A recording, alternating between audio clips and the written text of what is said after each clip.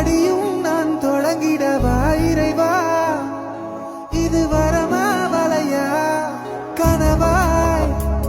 எங்கள்ட அனௌன்சர் தான் எங்கள் ஸ்டூடெண்ட் ஒன்று எனக்கு அடிச்சிட்டா ரிப்பீட் பண்ணி நான் நினைக்கிற மாதிரி கிட்டத்தட்ட 35 தடவைக்கு மேலே கை தட்டுங்க கை தட்டுங்க கை தட்டுங்க. உங்களோட பிள்ளைகள் மிக முக்கியமான பாயிண்ட் உண்டு லைஃப்பில்.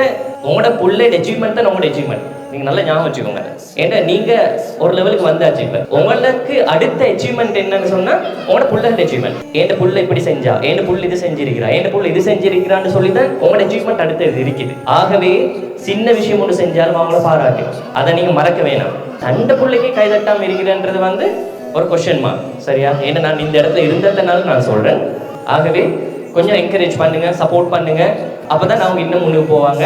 உங்களோட சப்போர்ட் உங்களோட பிள்ளைக்கு இல்லைன்னு சொன்னா டெல்லியில யாரும் சரி சப்போர்ட் கிடைச்சு அந்த புள்ள அவங்கள சாரும். ஆகவே அந்த கிரிட்டிக்கல் சிச்சுவேஷன் இல்லாமக்கணும்னு சொன்னா கண்டிப்பா நீங்க உங்களோட பிள்ளைக்கு சப்போர்ட் பண்ணணும்.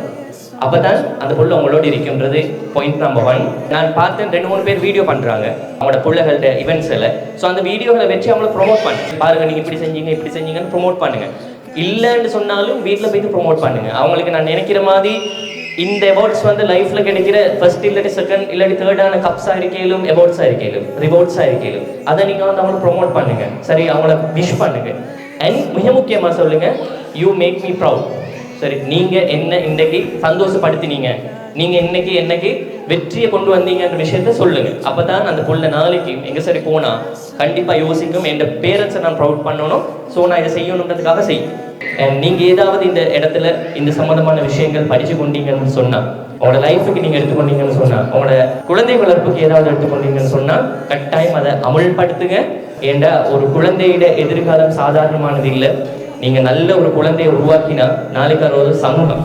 நெஞ்சிரு கூட்டுக்குள்ள சொர்க்கம் இருக்கு, அட சின்ன சின்ன அன்பில் தானே ஜீவன் என்னும் இருக்கு. சட்டமானி ராஷித் மல்ஹர்தீன் சார் அவர்களுக்கு நன்றி.